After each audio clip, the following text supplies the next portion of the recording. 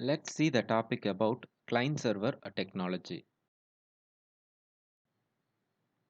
The client server technology is the most popular technology used for distributing data on the network. So நெட்ஒர்க்கில் டேட்டாவை share பண்ணுறதுக்கு use பண்ணுற most familiar and popular technology தான் என்ன சொல்லுவோம் அப்படின்னா client server technology. It has two major components. One is server, another one is client. So all the clients have to be connected with the server through network. So first one, server. So server is a powerful machine with multi-user operating system. So server அப்படிங்கிறது it should be a powerful machine. For example, let's consider an Google server. So இப்போ நம்ம கூகுளில் ஏதாவது ஒரு search பண்ணுறோம் இல்லை ஏதாவது ஒரு சாங் டவுன்லோட் பண்ணுறோம் அப்படின்னா சர்ச் இன்ஜினில் போயிட்டு நம்ம என்ன பண்ணோம்னா நம்மளோட கண்டென்ட்டை டைப் பண்ணி சர்ச் பண்ணுவோம். அது என்ன பண்ணும் அப்படின்னா சர்வருக்கு ரெக்வஸ்ட் அனுப்பி அந்த சர்வர்லேருந்து உங்களுக்கு தேவையான கண்டென்ட்டை திருப்ப அது என்ன பண்ணும் அப்படின்னா டிஸ்ப்ளே பண்ணும். ஸோ அதுதான் ரெக்வெஸ்ட் அண்ட் ரெஸ்பான்ஸ் மெத்தட் அப்படின்னு சொல்லுவோம். More number of users can access the server at the same time. So நிறைய கிளைண்ட் அதாவது நிறைய users they can access the server at the same time. ஒரே டைமில் நிறைய நம்பர் ஆஃப் யூசர்ஸ் என்ன பண்ணிக்கலாம்னா சர்வரை ஆக்சஸ் பண்ணிக்கலாம். All data R stored in server can share among different clients. So இப்போ ஃபார் எக்ஸாம்பிள் இப்போ நீங்கள் இந்த ஊரில் இருக்கவங்க ஒரு டேட்டாவை டவுன்லோட் பண்ணுறீங்கன்னா அதே சேம் டேட்டா வேறு ஒரு ஊரில் இருக்கவங்க என்ன பண்ணலாம்னா அதே டைமில் டவுன்லோட் பண்ணலாம். த server will respond for both request. So அந்த ரெண்டு ரெக்வெஸ்ட்டுக்குமே அது ரெஸ்பாண்ட் என்ன பண்ணும் அப்படின்னா சென்ட் பண்ணும். Also the server response to the client. Then coming to client. Client அப்படிங்கிறது it is a small machine used by individual users. So ஒவ்வொரு individual யூசர்ஸாலையும் யூஸ் பண்ணுற ஒரு ஸ்மால் பர்டிகுலர் இண்டிவிஜுவல் மெஷின் தான் என்ன சொல்லுவோம் அப்படின்னா client. It holds the data that are needed by the individual user. So ஒவ்வொரு இண்டிவிஜுவல் யூசருக்கும் தேவையான டேட்டா அவங்க இண்டிவிஜுவல் சிஸ்டம்ஸில் இருக்கும். This is used to send the request to access the data from the server. So இது மெயினாக என்ன பண்ணும் அப்படின்னா if you want any data then we have to send the request to the server. Then advantages of client server system. So first one பார்த்தீங்க அப்படின்னா adaptability.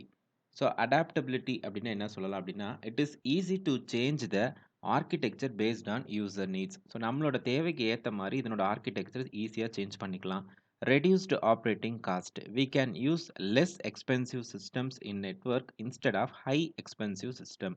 அதாவது விலை அதிகமான சிஸ்டம்ஸ்க்கு பதிலாக நம்ம விலை கம்மியான சிஸ்டம்ஸ் கூட என்ன பண்ணிக்கலாம்னா நெட்ஒர்க்கில் யூஸ் பண்ணிக்கலாம். Platform independence. The user need not to be depend any hardware or software for changes.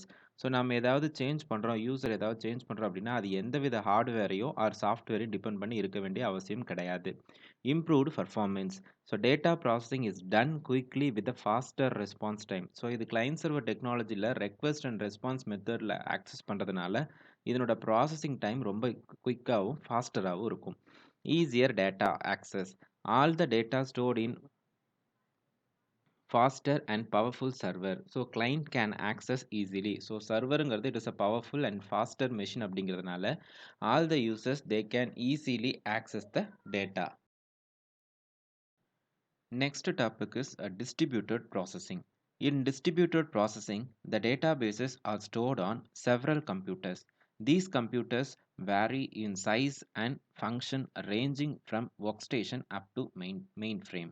So distributed processing அப்படின்னா ப்ரீவியஸ் ஸ்லைட்ஸில் உங்களுக்கு ஒரு எக்ஸாம்பிள் சொன்னோம் இல்லையா, கூகுள் சர்ச் இன்ஜினில் நமக்கு தேவையான ஒரு சாங்கை டவுன்லோட் பண்ணுறோம் அப்படின்னு சொல்கிறோம் இல்லையா. ஸோ அந்த மாதிரி இப்போது ஒரு சாங் அப்படின்னா அது ஒரே பர்டிகுலர் வெப்சைட்டில் மட்டும் இருக்காது, அது டிஃப்ரெண்ட் கைண்ட்ஸ் ஆஃப் வெப்சைட்டில் டிஃப்ரெண்ட் பிளேசஸில் ஸ்டோர் ஆகிருக்கும். ஸோ அப்போ அந்தந்த இடத்துல எல்லாமே டிஸ்ட்ரிபியூட்டடாக செப்பரேட்டடாக ஸ்ப்ரெட்டாக இருக்கிற இடத்துல செவரல் கம்ப்யூட்டர்ஸில் ஸ்டோர் ஆகிருக்கும். ஸோ நம்ம அந்த சர்ச் இன்ஜினில் கொடுக்குறப்போ அது எல்லாத்தையும் மிங்கிள் பண்ணி சர்ச் பண்ணி உங்களுக்கு எல்லாத்துக்கும் ஒரு நம்பர் ஆஃப் பேஜஸ்லேயே டிஸ்பிளே பண்ணுது பார்த்தீங்களா. So that is the concept of distributed processing. அது இல்லாமல் நம்ம அங்கேருந்து டேட்டாவை எல்லா யூசர்ஸ்க்கும் we can able to distribute. The computers communicate with one another through high speed networks or through telephone line. So ஒரு கம்ப்யூட்டர் இன்னொரு கம்ப்யூட்டர் எது மூலமாக கம்யூனிகேஷன் ஏற்படுத்திக்க அப்படின்னா through telephone line or either high speed networks. The computers in this system are referred by different names like nodes, sites, இந்த மாதிரி நிறைய name சொல்லலாம். அதாவது இந்த மாதிரி டிஸ்ட்ரிபியூட்டட் ப்ராசஸிங்கில் ஸ்டோர் ஆகிருக்க கம்ப்யூட்டர்ஸ்க்கு எல்லாத்தையும் எதை வச்சு ரெஃபர் பண்ணலாம் அப்படின்னா நோட்ஸ்ன்னு சொல்லலாம், இல்லை சைட்ஸ் அப்படின்னு சொல்லலாம்.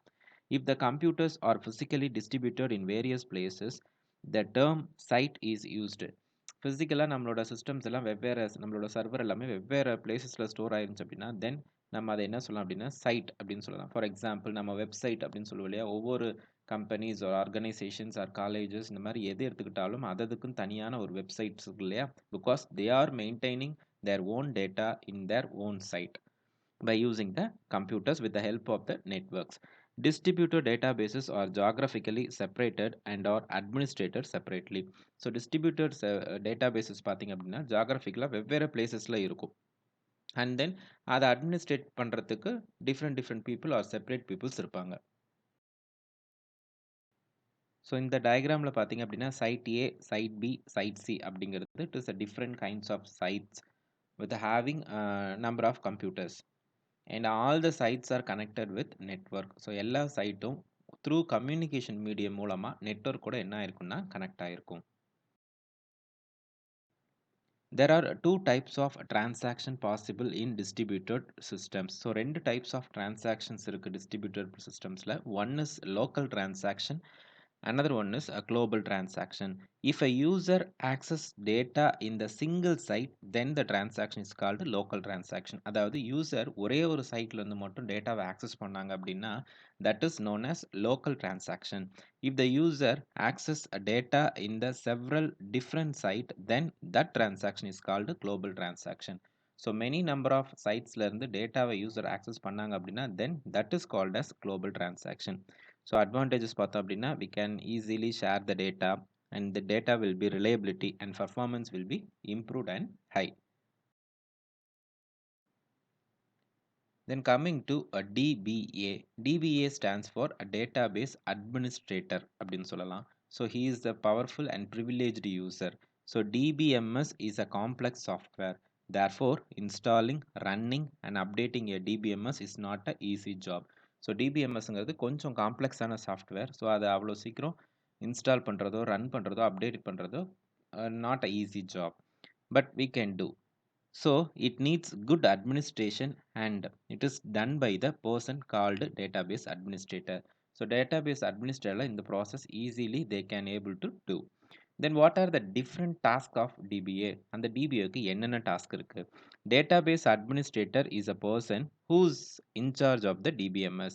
ஸோ டிபிஎம்எஸ்க்கு யார் வந்து இன்சார்ஜோ அந்த பர்சனுக்கு பேர் தான் என்ன சொல்லுவோம் அப்படின்னா database administrator. So the DBA has a super user account which provides powerful capabilities. So இந்த டிபிஏக்கு பார்த்தீங்க அப்படின்னா சூப்பர் யூசர் அக்கௌண்ட் இருக்கும், just like an administrator account. And these are the different tasks of DBA. So first one, account creation, privilege granting, privilege revocation, security level assignment, maintenance, coordination, recovery, performance monitoring. Let's see each and individual task as briefly. So first one பார்த்தீங்க அப்படின்னா account creation. DBA creates the new account and password for a user or a group of user for using the DBMS. So டேட்டாபேஸை use பண்ணுற ஒவ்வொரு யூசருக்கோ இல்லை group of யூசர்ஸ்க்கோ அக்கௌண்ட்டை create பண்ணி password provide பண்ணுற ப்ராசஸ்க்கு பேர் தான் account creation and it will be maintained by DBA. Then privilege granting. DBA grants the privileges to all the users to access the databases. So டேட்டாபேஸஸில் இருக்க டேட்டாஸை ஆக்சஸ் பண்ணுறதுக்கான எல்லா ப்ரிவிலேஜையும் எல்லா யூசர்ஸ்க்கும் DBA கொடுக்கும். தென் privilege ரிவகேஷன். DBA has the right to cancel the privileges that were previously given to the user. So யூசருக்கு நம்ம இப்போது முன்னாடி பாயிண்டில் பார்த்தோம் இல்லையா ப்ரிவிலேஜ் கிராண்டிங். ஸோ டேட்டாபேஸில் இருக்க டேட்டாவை ஆக்சஸ் பண்ணுறதுக்கு ப்ரிவிலேஜ் கொடுக்கும் அப்படின்னு பார்த்தோம் இல்லையா, same like that it has the ability to cancel the privileges. So யூசருக்கு கொடுத்துருக்க ப்ரிவிலேஜை கேன்சல் பண்ணுறதுக்கும் டிபிஏக்கு ரைட்ஸ் உண்டு. Then security level assignment. DBA assigns security levels to certain accounts for accessing the DBMS. So DBA பார்த்தீங்க அப்படின்னா different kinds of security level அசைன்மெண்ட்டை use பண்ணி டேட்டாபேஸில் இருக்க டேட்டாவை எப்படி ஆக்சஸ் பண்ணுறது அப்படிங்கிறதுக்கான செக்யூரிட்டியை ப்ரொவைட் பண்ணும். Maintenance. A DBA is the in charge of upgrading and maintaining the DBMS. Database management system upgrade பண்ணி மெயின்டைன் பண்ணுற ப்ராசஸ் டிபிஏவே பார்த்துக்கும். Then coming to coordination, DBA must coordinates with the DBMS vendor and plans for changes. So டேட்டாபேஸை வந்து ஒரு particular ஃபீல்டில் இருக்கவங்க மட்டும் use பண்ண மாட்டாங்க. இந்த entire world all the people they will use databases for their different purpose. So அந்த எல்லா பர்பஸ்க்காக யூஸ் பண்ணாலும் அது எல்லாத்தையும் கோஆர்டினேட் பண்ணுற மாதிரி இருக்கணும். அந்த ப்ராசஸ் டிபிஏவையே சாரும். தென் recovery, DBA must maintain a backup for recovery while accidental damage. So டேட்டாபேஸில் ஏதாவது டேமேஜ் ஆயிடுச்சு அப்படின்னா அதை ரெக்கவர் பண்ணுறதுக்கான பேக்கப்பை DBA மெயின்டைன் பண்ணும். Then performance monitoring, DBA must monitor the performance to achieve the minimum performance or maximum performance. So டேட்டாபேஸில் எந்த அளவுக்கு ஹையஸ்ட் எஃபிஷியன்சியோட ஒர்க் பண்ண முடியுமோ அதனோட ஸ்பீடை இம்ப்ரூவ் பண்ணுறதுக்கோசரம் டேட்டாபேஸோட பர்ஃபார்மன்ஸை DBA மானிட்டர் பண்ணிகிட்டே இருக்கும். Thanks for watching. We will see by another video.